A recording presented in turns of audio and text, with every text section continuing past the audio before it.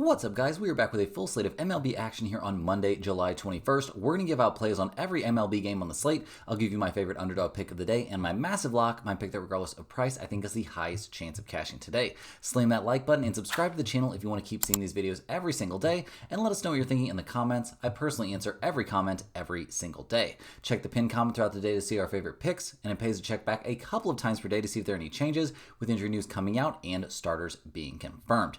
Yesterday, guys, a little bit of a crazy Sunday out there. Now, it didn't go too poorly. We end up 3-3 on the day. Got off to a great start there with the Padres at minus 115. That was a blowout 8-1 win behind a great start there from Pivetta and a great day at the plate for the normally offensively challenged Padres. We had the Marlins at plus 105. Unfortunately, that was a 7-4 loss. The bats just did not show up at all, with their only offense coming in the 9th inning. Bubic was actually very solid out there for the Royals. Now, we did hit the Milwaukee Brewers versus LA Dodgers no run first inning. That ended up being a high-scoring 6-5 win for the Brewers, but no runs scored in the first inning, so we cashed that play. We also had Arizona at minus 140. That was a 5-3 win for the Diamondbacks. Michaelis was bad out there for the Cardinals as projected. The Arizona offense got going well enough to get us the win in that one, so we'll definitely take that. Now, unfortunately, our dog of the day bricked out for us. We had the Reds at plus 130. That was a tough 3-2 loss. Both starters were good as we predicted, but the Reds bullpen wasn't good enough, and their offense wasn't that great there, obviously, either. So, unfortunately, losing in a very close one. But when you've got the underdog and you lose in a one-run game, that doesn't feel like you were completely on the wrong side. Now, we had the Phillies at minus 190 as our massive lock of the day. That was crazy, guys. Guess we should have been more worried about Suarez on extended rest, as he was terrible. And even the Phillies offense, yeah, they didn't show up at all, scoring only 2 runs and letting Soriano last for 7 innings out there. So, yeah, just a total flop there from the Phillies. So, we end up 3-3 on the day. Not the best, not the worst. Let's see if we can get off to a good start here to the week on Monday. We've got a full slate, so let's dive right in. First up, we're going to be looking at the Baltimore Orioles going on the road to take on the Cleveland Guardians. The Orioles come into this game 44-54 on the year, fresh off a 5-3 win there over the Rays, though, so they'll definitely take that. They're going to hit the ball in this one to Tomoyuki Sagano, who's 7-5 on the year, a 4.44 ERA. His last start, 6 innings, 4 hits, 3 earned runs allowed against the Mets. Not a terrible outing, especially considering the Orioles won that game 7-3. Baltimore also, somehow, guys, they are 4-1 over his last 5 starts. That includes a terrible start against Tampa Bay, a terrible start against the Rangers. Like, this guy has not been great recently. We'll see what he can do against Cleveland. He did, shut them down back in mid-April, but that was a long time ago. So we'll see which version of Sagano we get here. Now, the Baltimore's Orioles bullpen's been terrible all year long. No shocker there. Bottom 5, bottom 6 in the majors, somewhere in that range. The offense, while nothing compared to what we saw from them last year, has looked okay at times. But, 5-3, 1-1, and 0 over their last few games doesn't exactly fill me with confidence. So we'll see what they can do here on the road against the Guardians, who have pretty quietly won 4 out of their last 5 games. They'll hand the ball here to Tanner Bybee, who's 5-9 on the season, a 4.29 ERA. His last start, 5 2/3 innings pitched, 6 hits, 2 earned runs allowed in a 6-2 win against the White Sox. His start for that, he struggled against the Astros and really hasn't been having the smoothest sailing this season in general. He faced Baltimore back in the middle of April as well and did not have a good time in a 6-2 loss. So definitely a little bit worried about Bybee here. Definitely less worried about the Cleveland bullpen than I am about the Baltimore bullpen, but it's not like it's great. And the Guardians offense isn't anything special, although they've been hitting the ball really well recently. 8-2, 8-6, and 6 over their last 2 games. Jose Ramirez finally turning things on here. They're 26th in the majors in runs scored and 29th in batting average, though, so there's an awful lot of room for improvement. So looking at the numbers here, guys, the Orioles are plus 118. The Guardians are minus 135. We've got a total of 8.5. Baltimore's 22-29 on the road. They are 33-17-1 to the under on the road. That's an MLB best to the under on the road. Cleveland 22-24 at home, and basically a 500 over-under team at home. This game, I'm not showing tons of value, guys. I'm going to side just slightly here towards Cleveland at home, but I don't love it. I'll also lean just slightly towards the under, just given these trends, but nothing from this game is going anywhere near the pinned comment. Cruising along here, guys, we've got the Detroit Tigers going on the road to take on the Pittsburgh Pirates. The Tigers coming to this game fresh off a desperately needed 2-1 win there against the Rangers. Skubal suddenly looking like himself once again. pitched an absolute gem out there. Now, the Tigers are going to hand the ball here to Jack Flaherty in this game. He's 5-9 on the season, a 4.65 ERA. His last time out, he was pretty good over 5 innings, giving up 2 solo home runs there against Seattle, and that was it. But Detroit did lose that game 8-4. We'll see what he can do here against the Pirates. Obviously, a team you would think would be a pretty easy out for any starting pitcher. Now, the Detroit bullpen, while it looked great at some points this year, is all the way up to a 4.08 bullpen ERA. That puts them in the bottom, at least bottom half, but yeah, just not really looking that reliable out there in the pen. The offense, 2-1, 0, 4, 7, and 3 over their last few games. Has not been great. They're 6th in the majors in runs scored. They are 12th in the majors in batting average, 7th in slugging percentage. I mean, they've been good over the course of the year, but not swinging the hottest bats right now. So we'll see what they can do against the Pirates. They come into this game 39-61 on the season. They have been having a straight-up terrible time. They just got swept by the White Sox. They'll hand the ball in this game to Paul Skeens, who's 4-8 on the year, a 2.01 ERA. His last outing was there in the All-Star game, and he looked great. 1 inning, 2 strikeouts, no walks, hits, anything like that. He was dominant out there. He was also looking really good headed into the All-Star break, so I'm expecting him to continue to find success. Now, how long are they going to leave him out there? Probably not super long. They did let him go 6 innings the last time he faced Detroit. 6 innings, 3 hits, 2 earned runs allowed, in what was eventually an 8-4 Pirates win. But guys, I mean, there's nothing for them to be playing for right now. No reason to pile up those innings on Skeens' young arm. So we'll see how that goes. The Pirates' bullpen's gotten better over the course of the year, but it's not great. Their offense is atrocious. Atrocious, guys. They are last in the majors in runs scored. They are last in the majors in slugging percentage. They are 28th in the majors in batting average. This team does not get after it offensively. So looking at the numbers here, guys, the Tigers are plus 104. The Pirates are minus 125. We got a total of 7 in this game. Detroit is 28-22 on the road. That's an MLB best road mark. They are 30-20 to the over on the road. The Pirates are 26-24 at home, 25-24-1 to the under at home. A couple things jump out to me in this game. First up, I think no run first inning, very, very live. Under 7, also going to go on the list. It's a possibility. In terms of a side, I like the Tigers here at plus 104. It's not going to be Skeens' fault if the Pirates lose this game, but that bullpen's going to have to pitch 4, at least 3, maybe 4 innings, and that's going to put them in a really bad spot. I expect Flaherty to have a good outing, so yeah, I think the Tigers are the side you want to be on. Next up, guys, we're looking at the San Diego Padres going on the road to take on the Miami Marlins. The Padres at 54-45 on the year came through for us yesterday, so slam that thumbs up button if you enjoyed cashing the Padres with us. Now, they're going to hand the ball in this game to someone, but we don't have a confirmed starter in this game. Kind of annoying stuff. We'll see if that gets confirmed early in the morning, so be checking that pinned comment throughout the day like I always say, but we'll see what the Padres do in terms of their starter. Now, the bullpen has been excellent this year, one of the top 2 bullpens in the majors all year long, so if it ends up being a full bullpen start there from the Padres, we're really not going to be too worried about that. It has not been a concern. Now, the offense hasn't been great over the course of the year, with Machado and Tatis really being relied on heavily to carry the load, but they're swinging some pretty warm bets. They've scored 8, 2, 7, 1, 5, and 4 over their last few games. Not terrible for a team that's 25th in the majors in runs scored and 24th in slugging percentage, but they're going up against the Marlins team that's been playing well down the stretch. They're 46-52 on the year. They'll hand the ball here to Yuri Perez, who's 3-2 on the season, a 3.18 ERA. This young 22-year-old's coming off a dazzling start against Baltimore. 7 innings, 3 hits, no runs allowed, struck out 6. Over his last 3 outings, he's given up a grand total of 1 earned run over a total of 18 innings pitched. He's also struck out 21 and walked 1 over that span. He is looking insane right now. So I'm expecting him to have a field day there at the Padres. The Marlins bullpen is a concern for sure, but it's been getting better. A 4.03 bullpen ERA showing some positive progression there.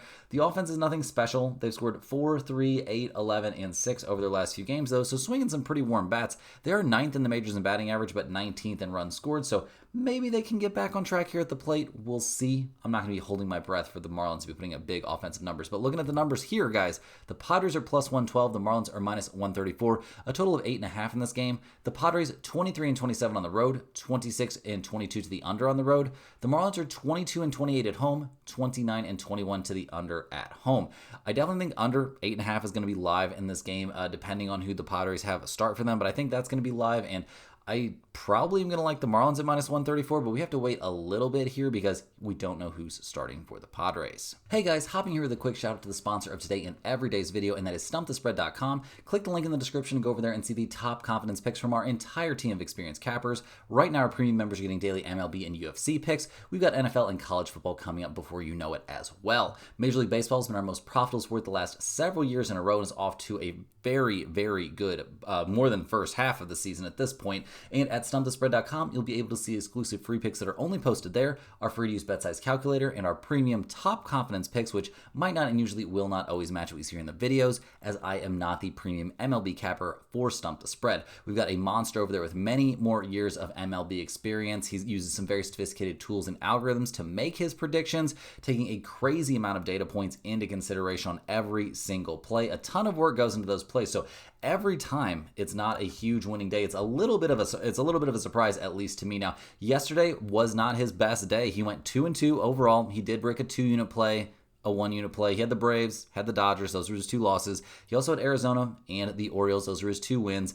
Not as good as you would normally expect. He is currently, though, 50-19 over his last, what would be 69 plays or something like that. Something like that. It's very close. That might not be accurate, but it's within 2 or 3 either way.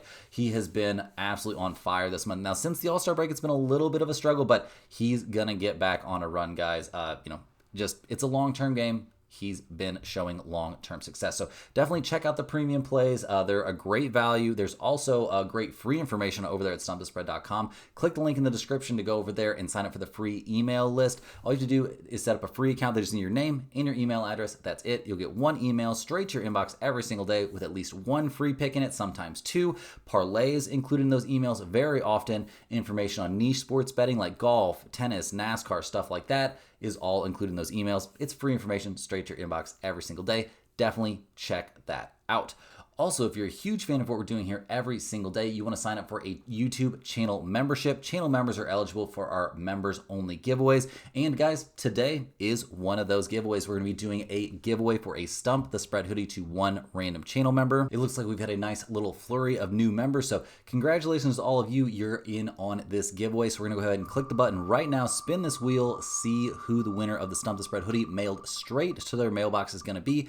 Looks like is going to be Luis Cruz. Luis Cruz, get down in the comments in this video. Let me know that you see that you won the giveaway. We'll get into contact with you there and give you instructions on how to give us your address and all that kind of good stuff so we can get that hoodie out to you as soon as possible. But congratulations here to Luis Cruz. And guys, don't you worry. There's going to be another giveaway here in 7 days. So on the 28th, we'll be rolling for another Stump the Spread hoodie giveaway. So definitely get in on that if you're interested by clicking the little join button right below the video. You also get early access to all of our videos, and you get your name up on screen in every single video. But guys, let's go ahead and dive back in. We've got a ton of games to cover here on Monday. And next up, we're going to be looking at the Boston Red Sox going on the road here to take on the Philadelphia Phillies. The Red Sox come to this game fresh off a nice 6-1 win there against the Cubs, but they only won 1 out of 3 in that series. They're going to hit the ball here in game 1 against the Phillies to Walker Buehler, who's 6-6 on the year, a 6.12 ERA. His last couple of starts, he's looked slightly better, but he gave up 8 hits and 3 runs against Washington and 6 innings, 5 hits, 3 runs there against Tampa Bay.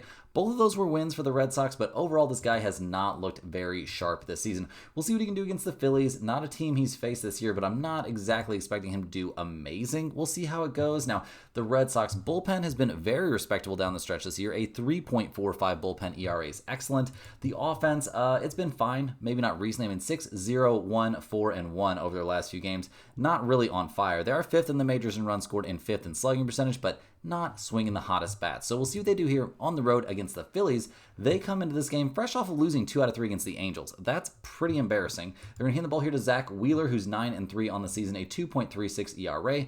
His last start was against the Padres, and it was the last start before the All-Star break. 6 innings, 6 hits, and 4 earned runs. Nowhere near the level we're used to seeing from him. The Phillies did lose that game 5-4, so we'll see if he can bounce back here and put him in a more of a winning position. Overall this season, Zach Wheeler's been excellent. Don't get me wrong. So I'm expecting him to be good. I'm expecting the Phillies bullpen to be bad because it's been bad all year long. Nothing major changing looking there, a 4.30 bullpen ERA. I'm not sure if, signing Robertson is really going to suddenly change that bullpen. We'll see what goes on. But also the Phillies offense. I mean, 2, 9, 5, 2, 4, and 2 over the last few games. Like, this is supposed to be a dangerous offense. They're 11th in the majors in runs scored. They're 14th in slugging percentage. Not as scary as I would have expected them to be. Now, looking at the numbers here, guys, the Red Sox are plus 175. The Phillies are huge favorites at minus 210. We've got a total of 8.5 in this game. Boston, 22-27 on the road. 26-23 to the over on the road. The Phillies are 31-18 at home, so a very good home team. They are 25-21-3 to the over at home. I'm unlikely to take over 8.5, but you could maybe show me some solid logic behind that. In terms of a side, I'm going to take the Phillies at minus 210. I think Walker Buehler is terrible. I think we're going to see a nice bounce back here from Zach Wheeler. I think he's going to go out there and dominate, especially pitching at home. So give me the Phillies in this one at minus 210. Am I really going to run it back and make this my lock of the day? I'd be lying if I said there wasn't a chance. Next on the docket, we've got the Cincinnati Reds going on the road to take on the Washington Nationals. The Reds at 52-48 on the season. We're doing okay. They've won 4 out of their last 5. They'll hand the ball here to Brady Singer, who's 7-7 this year, a 4.32 ERA. His last start, 6 1/3 innings, 7 hits and 3 earned runs, would look good, except for that game against the Rockies. Now, the Reds did win that game 4-3, so that's fine. And in general, we've seen Singer be good, but he just doesn't tend to get a lot of run support. We'll see what he looks like here against the Nationals. He hasn't faced them yet this season, but definitely somebody who's put up reasonable numbers, but doesn't get a ton of run support. So we'll see what he can do. The Reds bullpen has obviously been mediocre over the course of the entire season, although it was elite early on. It's looking quite a bit better here recently. The offense, coming off a 2-run game, doesn't look great, but they are 10th in the majors in runs scored and 15th in on-base percentage. They've got some exciting bats out there. I'm not going to say this is a dominant offense, but they can probably get some runs here against the Nationals, who come into this game losers of 5 out of their last 6, or 6 out of their last 7, actually. They'll hand the ball to Jake Irvin, who's 7-5 on the year, a 4.58 ERA. His last start, 5 innings, 4 hits, 3 unearned runs allowed there in an 8-1 loss against Milwaukee. We'll see what he looks like here against the Reds. I'm not exactly expecting miracles from this guy. He's been okay this year, but also a little bit inconsistent. Now, the bullpen for the Nationals, terrible. Worse than the majors, a 5.81 bullpen ERA. The offense, not all that much better right now. I mean, they're 18th in the majors in runs scored and 21st in slugging percentage. They've scored 1, 4, 2, 1, 5, 3, and 1 over their last few games. Not exactly swinging the hottest bats here. So looking at the numbers, the Reds are minus 135. The Nationals are plus 115. We've got a total of 9 out there. The Reds are 2 games below 500 on the road. They are a slight under team on the road. The Nationals 19-30 at home, 26-22-1 to the over at home. I'm definitely going to be leaning towards the Reds here at minus 135. It's a little bit expensive for me with Singer on the mound, and the Reds, historically not giving him great run support. Also, Jake Irvin is capable of good starts, so I'm going to say the Reds at minus 135 is just a small lean. Cruising along here, guys, we're looking at the New York Yankees going on the road to take on the Toronto Blue Jays. The Yankees did manage to win 2 out of 3 there against the Braves, so well done there, but they still find themselves 3 games back of these Toronto Blue Jays in the race there for the AL East. Now, the Yankees will hand the ball here to Carlos Rodon, who's 10-6 on the season, a 3.08 ERA.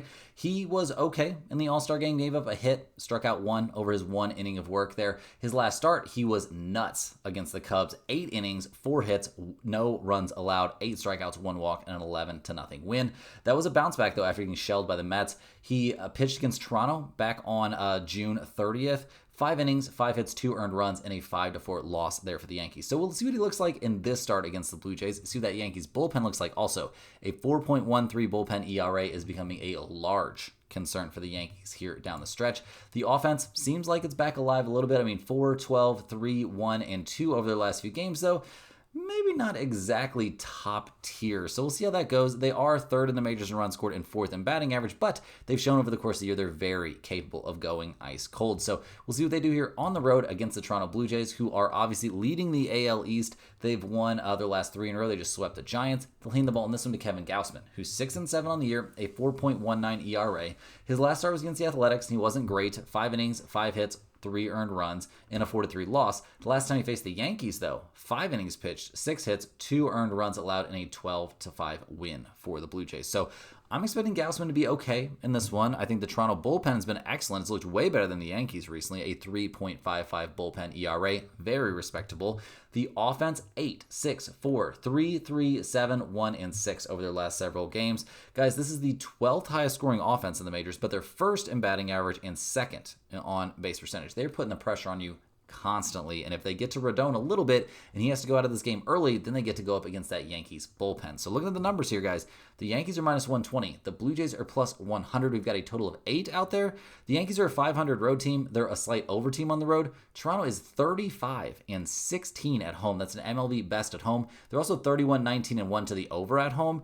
You could talk me into over 8 in this game for sure. Not much of a stretch if you ask me. In terms of a side, though, I'm definitely leaning towards Toronto here at plus 100. I think this is a great price. I know Rodon can be good, but I'm not that scared of him in this matchup. And I also don't think he's going to go 8 innings. And if he goes like 6 innings, that's 3 innings that Toronto gets to take advantage of what looks like a very weak Yankees bullpen. So definitely give me the Blue Jays here at plus 100. Cruising through these games, we're looking at the Los Angeles Angels going on the road to take on the New York Mets. The Angels just won 2 out of 3 against the Phillies. They're only 1 game below 500, almost 100 games into their season, which is not something I had on my bingo card. They'll hand the ball here to Tyler Anderson, who's actually been bad this year. 2-6, a 4.34 ERA. His last start, he got knocked around aggressively there by the Diamondbacks. The Angels did manage to win that game eventually, but he did not look great. We'll see what he does here against the Mets. I don't know if he's faced them. No, he has not faced them yet this season, but he's been a little bit all over the place. He has had some, very good starts mixed in there as well. So we'll see what we get from Anderson. Now, the Angels bullpen, not great. 3rd worst in the majors. It's been terrible all year long, but the offense,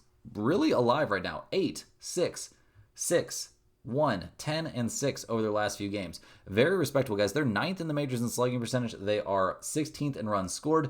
I don't have a lot of bad stuff to say about the Angels right now. They're hitting the ball, and they're finding a way to win some games. So we'll see what they do against the Mets, who are floundering. They just lost 2 out of 3 against the Reds. They'll hand the ball in this one to Kodai Senga, who's 7-3 on the season, a 1.39 ERA. His last start, 4 innings, 4 hits, no runs allowed there against the Kansas City Royals, and that was after missing about a month. So seems like he's getting back on the horse pretty quick. I don't expect him to go super deep into this game. They're going to want to have him on some sort of pitch count here, but the Mets bullpen, normally a strength, has been a little bit of a weakness here down the stretch. A 3.90 bullpen ERA. Not exactly ideal numbers, but, not the end of the world. The offense, not looking great. 3-2-4, 2, 3, and 8 over their last few games. 14th in runs scored, 21st in batting average. These are not the kind of numbers that this team was expected to put up at the plate this season. So we'll see how things go. Looking at the numbers for this game, the Angels are plus 160. The Mets are minus 195. Totals out there of 8.5 or 8. The Angels are 25-27 on the road, 27-24-1 to the over on the road. The Mets are 34-16 at home, 25-23-2 to the under at home. I'm going to lean towards the Mets here. Senga's looked too good. I can't ignore that. Tyler Anderson has looked too mediocre. Now, the question is, am I going to like the Mets or the Phillies more as the lock of the day? At least they're both going on the list for now. Right now, I probably am thinking the Mets, but definitely be checking that pinned comment. Next up, we're looking at the San Francisco Giants going on the road to take on the Atlanta Braves. The Giants, 52-48 on the season. That hot start to the year is a distant memory at this point. They've lost their last 5 games in a row. They'll hand the ball here to young Hayden Birdsong, who, not exactly having the season of his dreams, but the last time he was out there, 5 innings, 3 hits, 1 earned run allowed against the Athletics. That was a good look and a much needed win there for the Giants, but overall hasn't exactly been killing it. We'll see what he does against the Braves here, but the Giants bullpen has been their main strength this year, a 3.17 bullpen ERA, tops in the majors. The offense, though, 6-3-0-2-1 over their last few games, guys. They are 26th in the majors in batting average, 27th in slugging percentage. Like I said, gone is that crazy hot start. So we'll see what they do here on the road against the Atlanta Braves, who at 43-55 on the year are running out of time. They'll hand the ball in this game to Bryce Elder, who is 3-6 on the year, a 5.65 ERA. His last start, he managed to pitch his way out of trouble a bunch there against the Athletics, but that was the Athletics, and in general, he has looked terrible recently. So I'm definitely very worried about him out there on the mound. His last time he again faced the Giants, though, he was amazing back on June 7th. So we'll see if he can replicate that. The Braves bullpen's been respectable, but not on the Giants level, and their offense has been pretty bad. I don't know. 2, 9, 7, 4, and 7 over their last few games. They've been swinging some hotter bats, but I'm not going to say they're amazing. They're 21st in the majors in runs scored, and they are 20th in slugging percentage. So looking at the numbers here, guys, the Giants are plus 110. The Braves are minus 130. We've got totals out there of 9.5 or 9. San Francisco is 24-28 on the road, 26-23-1 to the over on the road. Atlanta's 25-24 at home, 29-17-3 to the under at home. I think this is an excellent spot to look at under 9.5. I would lean towards the Braves Braves as my side in this game, but I think under 9.5 is definitely the value here. I don't think Birdsong is going to be bad enough against a bad Braves team to get completely shelled. Obviously, the Giants' bullpen's amazing. The Atlanta bullpen is respectable, and I think Bryce Elder is in for a good start against a team he's already had success against this year. So I think under 9.5, definitely the spot you want to be on. Next on the docket, we've got the Chicago White Sox going on the road to take on the Tampa Bay Rays. The White Sox just managed to sweep the Pirates, not something they've done very often this year, but they are 35-65 on the year. Hitting the ball here to Sean Burke, who's 4-8 on the season, a 4.36 ERA. His last start was against the Guardians. He was very good, but it was a 6-2 loss. We'll see what he can do here against the Tampa Bay Rays. Has he faced Tampa Bay yet this year? No, he has not. So we'll see how that goes for him. He's been okay at times, but also, he's pitching for the White Sox. Now, the White Sox bullpen, a 3.92 bullpen ERA, actually fairly respectable given what this team has done this year. And the offense comes into this game pretty hot. 7, 10, and 10 over their last 3 games. Now, over the course of the year, they're 27th in runs scored and last in batting average. So let's not freak out too much, but they are swinging some hotter bats right now. They're going up against the Tampa Bay Rays team that just won 2 out of 3 against the Orioles. They are currently 6.5 games back there in the AL East, so they've got work to do. They'll hand the ball in this one to Shane Baz, who's 8-5 on the season, a 4.17 ERA. He looked great his last time out, 6 1/3 innings, 5 hits, 1 earned run against the Red Sox. Unfortunately for him, he got 0 runs to support, and we see the Rays lose that game 1-0. We'll see what he looks like here against the White Sox. I'm expecting him to be very good. The Tampa Bay bullpen, a 3.86 bullpen ERA, definitely not a big problem there. The offense, maybe a little bit of a bump in the road recently. 3, 4, and 11 runs here, but over the course of the season, they've been excellent. Clearly a top 10 offense, and nothing, it seems like going up against the White Sox might be a good time to re-find their groove. So looking at the numbers here, guys, the White Sox are plus 184. The Rays are minus 220. Total of 9 in this game. The White Sox are 14-36 on the road. 31-17-2 to the under on the road. Tampa Bay is 30-26 at home, 31-22-3 to the under at home. Given those trends, guys, I think we definitely have to consider under 9 in this game. I don't necessarily think we're going to see a crazy amount of offense, but in terms of a side, I do like the Rays at minus 120, maybe even minus 1.5 if you want to get wild.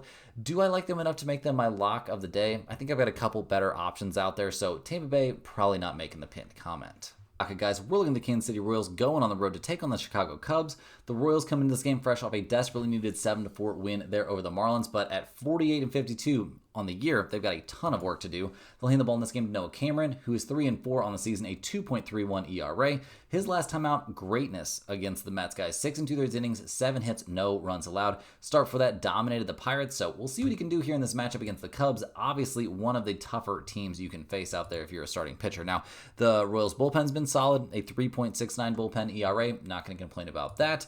The offense, that's where this team sucks, guys. 7-1, 7-3-1 over their last few games. Qualifies as a very hot hitting streak. They're currently 29th in the majors in runs scored and 26th in on-base percentage. Not exactly an offensive juggernaut. So we'll see what they do here on the road against the Cubs, who just won 2 out of 3 against the Red Sox after winning 2 out of 3 against the Yankees. They'll hand the ball in this one to Ryan Brazier. He comes into this game sporting a 1.04 ERA. He's a reliever, though, guys, and that means we've got a bullpen start here from the Cubs, which, not the end of the world for Chicago. A very good bullpen team, a 3.60 bullpen ERA is very respectable. So that could be okay. That might not be a big deal for the Cubs.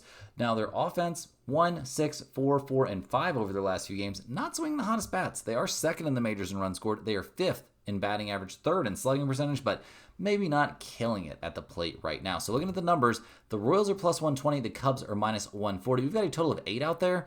The Royals 24-26 on the road, 28-21-1 to the under on the road.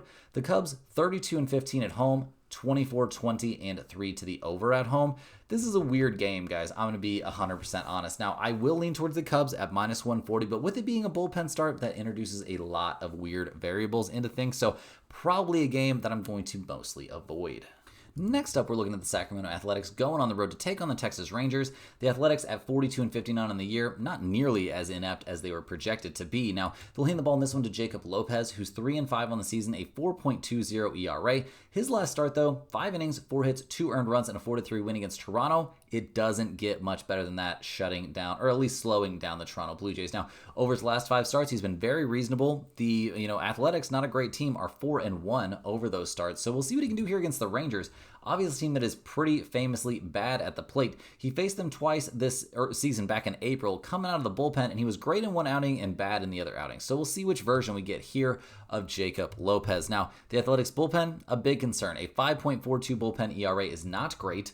Offensively, this team has shown the ability to be great, but not consistently. They're 15th in runs scored. They are 6th in slugging percentage. So, yeah, they've got some real bats out there. I mean, Brent Rooker out there, definitely, a big deal. So, we'll see what they do here on the road against the Rangers, who are kind of coming on strong. They're 50-50 on the year. They just won 2 out of 3 against the Tigers. They'll hand the ball in this one to Jack Leiter, who is 5-6 on the season, a 4.37 ERA. His last start, 5 1/3 innings, 5 hits, 3 earned runs against Houston, and a 7-3 win. Other than that, guys, I mean, the Rangers are only 1-4 over his last 5 starts. So that's definitely a bit of a concern. We'll see what he does here against the Athletics. Not a team he's faced this season. Now, the Rangers bullpen is excellent. It's been excellent basically all year long. That's not the problem for this team. The problem is their inability to produce offense. They've scored 1, 4, 2, 5, 4, 7, 11, and 8 over their last few games. They were swinging some pretty hot bats. Seems like it's cooling off. They're 27th in batting average and 23rd in runs scored. So looking at the numbers here, guys, the Athletics are plus 119. The Royals are minus 140. We got a total of 8.5 in this game. The Athletics are 22-28 on the road. They are 25-20-5 to the over on the road. The Rangers are 28-20 at home. They are 34-14 to the under at home. That's an MLB best to the under. So I'm definitely going to be considering under 8.5 in this game. I do worry a little bit about Jack Leiter, though, if I'm being 100% honest, but I still think under 8.5 has some value. In terms of a side, I want to be on the Athletics here. I do worry about their bullpen. It is real bad, but I do think they can get to Jack Leiter here enough to put themselves in a decent position, and Jacob Lopez is a monster. So definitely consider the Athletics here at plus 119. Cruising along here, guys, we're looking at the St. Louis Cardinals going on the road to take on the Colorado Rockies. The Cardinals just got swept in Arizona. Now they got to go to Colorado and try and get back after it. They're only 2 games over 500 now. Things are starting to look bleak there in St. Louis. They'll hand the ball in this game to Michael McGreevy. He's 1-1 on the year, a 4.22 ERA. This is only his 5th outing of the season. His last one was against the Cubs back on June 24th, and he was not great. Not great at all. So we'll see which version we get of him here. He also dominated the White Sox and dominated the Mets. We'll see. We'll see what he can do in this one. Now, the Cardinals bullpen, a 3.70 bullpen ERA is very respectable, especially considering where they were earlier this year. The offense, though, 3-1-3 in a series at Arizona is not going to get the job done. They're currently down to 13th in the majors in runs scored, 11th in batting average, 18th in slugging percentage. This team just never looked like it should be as good at the plate as it was in the early goings to me, and it turns out they're not actually that good. So we'll see what they do here on the road against the Rockies, who just won 2 out of 3 against the Twins. That was kind of crazy. They're going to hand the ball in this game to Austin Gomber. He's 0-3 on the season, a 5.65 ERA. His last start, 4 1/3 innings, 6 hits, 3 runs, 2 of which were earned in a 4-2 loss against Cincinnati. The Rockies are 0-5 over his last 5 starts. Not all of those were his fault, though. We'll see what he can do here against the Cardinals, but I'm not expecting miracles from this guy.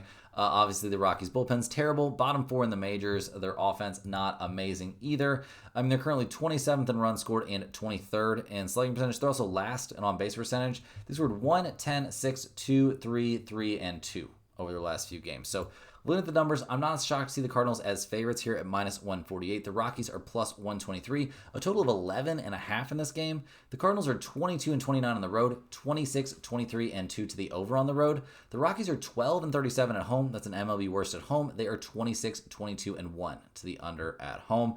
I think the Cardinals bounce back here, guys. I don't hate McGreevy on the mound. I don't, love that they're going up against Austin Gomber, who's shown that he can be at least competent at times, but I think the Cardinals find a way to get the job done here and get a win. Now, minus 148, maybe not an incredible price, but when you're going up against the Rockies, who are historically bad, you're going to have to pay a premium. Next up, we're looking at the Houston Astros going on the road to take on the Arizona Diamondbacks. The Astros at 57-42 on the year have to be at least happy they salvaged 1 game there against the Mariners, but they still probably feel pretty good about the fact they've got a 4-game cushion there in the AL West. They'll hand the ball to Colton Gordon in this game, who's 3-2 on the season. He's fresh off of a 1-inning, relief appearance there against the Rangers. He was okay. He struggled a little bit as a starter here recently, though, and we'll see. We'll see what he looks like, back in the rotation. Now, going up against a team like Arizona can be a bit scary. He hasn't faced them yet this season. The Houston bullpen, in general, has been excellent this year. A 3.31 bullpen ERA, top 3 in the majors. The offense, I know they're coming off an 11-run game, but they're not amazing at the plate, guys. Obviously, losing Paredes there to the hamstring strain isn't going to help. They're 2nd in batting average. They're 17th in runs scored, though. So we'll see. We'll see what things look like for the Astros at the plate in this game. Now they're going up against the Diamondbacks, who've won 4 in a row. They need to keep things rolling here if they want to be taken seriously as a legitimate playoff contender. Now they're going to hand the ball to Zach Gallen in this game, who's 7-10 on the year, a 5.40 ERA. His last start, he got absolutely destroyed there at the Angels, but he had been throwing the ball pretty well there for a bit, so we'll see if he can get back on track here against, Astros team that is prone to struggling at the plate occasionally. He hasn't faced them yet this season, but Zach Gallen, not my favorite guy to back. Neither is that Diamondbacks bullpen. Bottom 5 in the majors, and they've been bottom 5 all year long.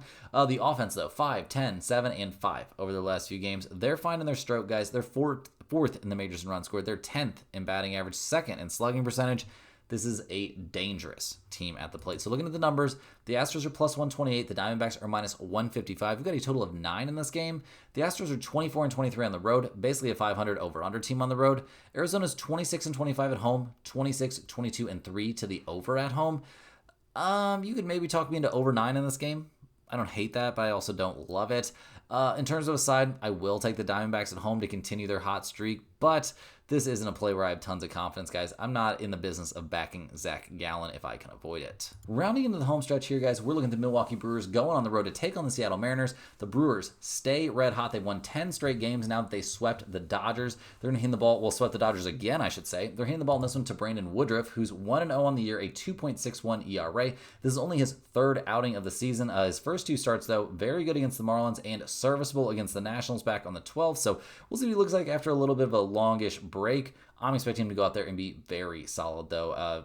This is a veteran, guys. He's 32 years old. He's not going to be shook going out there. Now, these Brewers bullpen, it's not great, but they've made strides this season to get down to a 3.97 bullpen ERA. The offense, obviously hitting the ball well, has been very helpful for this winning streak. 6, 8, 2, 8, 6, and 8 over the last few games. That'll work, guys. They're up to 7th in the majors in runs scored, 13th in batting average, 9th in on-base percentage. They find a way to get runners across the plate. So we'll see if they can do that here at Seattle. The Mariners are 53-46 on the year. They just won 2 out of 3 against the Astros after winning 3 in a row against the Tigers. They're going to hand the ball in this game to George Kirby, who's 4-4 on the season, a 4.50 ERA. His last start was against the Tigers. 5 innings, 5 hits, 4 earned runs. It was eventually a 15-7 blowout win there for Seattle. I'm sure doesn't feel great to him. He didn't pitch his best in that game, but maybe this will be a bounce back spot for him. We'll see what he can do against the Brewers, not a team he's faced yet this year. So we'll see what we get from George Kirby. I'm expecting him to be good. I'm also expecting the Mariners bullpen to be serviceable, but not great. A 3.88 bullpen ERA is fine. The offense, 3, 7, 6, 8, 15, and 12 over the last few games. Swinging some pretty odd bats. They're 8th in slugging percentage, 8th in runs scored. This Mariners offense is so far above and better than the Mariners offense of last year. It is crazy. So looking at the numbers for this game, the Brewers are plus 105. The Mariners are minus 120. We've got a total of 7. Milwaukee's 26-23 on the road, 25-22-2 to the under on the road. Seattle 27-22 at home, 24-21-4 to the over at home. Not a big lean on the side, and really not a big, on the total, and not a big lean on the side either. I'll take the Brewers to maybe continue their winning streak here, but George Kirby on the mound could be good there for the Mariners, and I don't trust the Brewers bullpen, although I don't really trust the Mariners bullpen right now either, so this game feels like very much a toss-up to me. Last but not least, guys, we're looking at the Minnesota Twins going on the road to take on the Los Angeles Dodgers at 48-51 on the year. It'll be very interesting to see what the Twins do here leading up to the trade deadline. They're going to hand the ball to David Festa in this game. This young 25-year-old, 3-3 on the season, a 5.25 ERA. His last start, pretty good against the Cubs. 5 1/3 innings, 3 hits, 2 earned runs, and a 4-2 win. Over his last 5 starts, I would say 3 of them were excellent and 2 of them were terrible. So we'll see which version of him we get here. He's going up against the Dodgers, not the easiest team to face, and also not a team he's faced this year. The bullpen for the Twins, terrible. What are they sitting at right now? Something awful. Yeah, it's pretty bad. Yeah, a 4.19 bullpen ERA. Terrible. And the offense hasn't been much better. 7, 6, 4, 1, 12, and 2 over their last few games. Honestly, not that bad for a team that's 20th in runs scored and 22nd in batting average. So we'll see what they do here on the road against the Dodgers. They come to this game fresh off getting swept there by the Brewers. That's kind of crazy. They'll hand the ball to Shohei Ohtani here. He comes into this game sporting a 1.00 ERA. Obviously, they're not leaving him out there for extended innings or anything like that. It sounds like, what was there? There was some breaking news about Ohtani and how long they were going to leave him out there. Where did that go? He's apparently going to go 3 innings again. So nothing too crazy. We're not going to see him out there that long. If he's only out there 3 innings, that means a big, healthy chunk of that game is going to be pitched by the terrible Dodgers bullpen. So that's a huge concern for me in this game. The offense for the Dodgers also not looking incredible. I mean, 5-7-0 in that series against the Brewers, but they are first in runs scored and 7th in batting average. Obviously, Freddie Freeman being day to day after getting hit by a pitch in that wrist. That doesn't help either. So this game, I'll be leaning a bit towards the Dodgers at -210, but it is not much of a lean, guys. Minnesota's 20-31 on the road, 29-19-3 to the under on the road. The Dodgers are 33-20 at home, 32-19-2 to the over at home. No lean on the side here, really, guys. A slight lean towards the Dodgers, but I need more information about who's healthy, and I do not like backing that bullpen. Guys, that's all the games we have for today. Hit that like button for good luck on all of your bets. Subscribe to the channel if you're new around here. Let me know in the comments any questions you have on today's slate. I'm more than happy to get back to you. I appreciate everyone watching this video. Click the link in the description to check out stumpthespread.com and see all the premium picks over there and free picks that we offer exclusively over there.